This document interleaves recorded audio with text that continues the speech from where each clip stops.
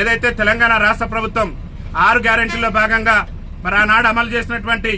ఆర్టీసీలో మహిళలకు ఉచిత ప్రయాణం ఏదైతే ఉందో ఆ ఉచిత ప్రయాణం కారణంగా ఈ తెలంగాణ రాష్ట్రంలో ఉన్నటువంటి 30 లక్షల మంది వికలాంగులు ఆర్టీసీ బస్ ఎక్కాలంటేనే భయపడేటటువంటి పరిస్థితి ఈ రోజు దాపరించింది. ఇవాళ మహిళలు వచ్చి మాకు వికలాంగులకు ఉన్నటువంటి సీట్లలో కూడా ఆధిపత్యం చెలాయిస్తూ వికలాంగుల సీట్లలో కూడా వారు కూర్చోవటం వల్ల వికలాంగులు చాలా తీవ్రమైనటువంటి ఇబ్బందులు ఎదుర్కొనేటటువంటి పరిస్థితి ఉంది. కాబట్టి తెలంగాణ రాష్ట్ర ముఖ్యమంత్రి రేవంత్ రెడ్డి గారిని అదేవిధంగా తెలంగాణ రాష్ట్ర మంత్రి మరి పొన్నం ప్రభాకర్ గారు రవాణా శాఖ మంత్రిగా ఉన్నారు కాబట్టి తక్షణమే బాధ్యత తీసుకొని వికలాంగులకు గతంలో ఉన్నటువంటి ఒక సీటుకు మరో 2 అదనపు సీట్లు కేటాయించి వికలాంగుల సీట్లలో వికలాంగులే కూర్చునే విధంగా రాష్ట్ర ప్రభుత్వం వెంటనే చర్యలు తీసుకోవాలని చెప్పేసి కూడా భారత వికలాంగుల హక్కుల పరిరక్షణ సమితి ఆధ్వర్యంలో ఈ రోజు వరంగల్ జిల్లా వర్ధనపేట ఆర్టీసీ బస్టాండ్ లో మేము చీరలు కట్టుకుని రాష్ట్ర ముఖ్యమంత్రి గారు కనువిప్పగలగాలి, వికలాంగుల పరిస్థితి ఆర్టీసీ బస్సులు ఎంత దయనీయంగా తయారైందనేది రాష్ట్ర ముఖ్యమంత్రి గారు కనువిప్పగలగాలని చెప్పేసి ఇలా చీరలు కట్టుకుని మా వికలాంగుల సమాజం ఇలా నిరసన వ్యక్తం చేస్తుంది. ఈ నిరసనతోనైనా రాష్ట్ర మంత్రి గారికి రాష్ట్ర ముఖ్యమంత్రి గారికి కనువిప్పగలిగి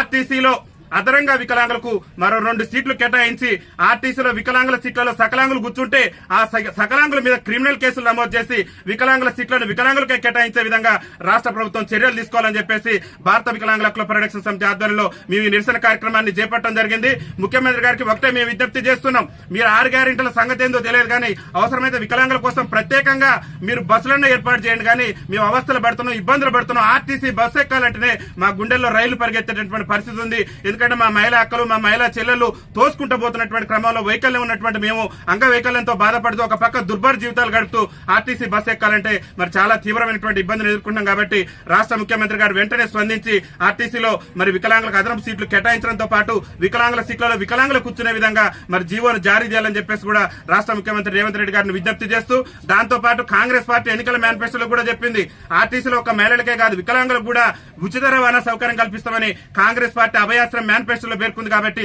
తక్షణమే ఆర్టీసీలో వికలాంగులకు 100% రాయితీతోని ఉచిత రవాణా సౌకర్యం కూడా కల్పించాలని చెప్పేసి కూడా భారత వికలాంగుల హక్కుల పరిరక్షణ సమితి తెలంగాణ రాష్ట్ర కమిటీ పక్షాన మీ విజ్ఞప్తి చేస్తూ ఈ రోజు ఈ నిరసన కార్యక్రమాన్ని చేపట్టడం జరిగిందని చెప్పేసి తెలియజేస్తూ వికలాంగుల ఐక్యత.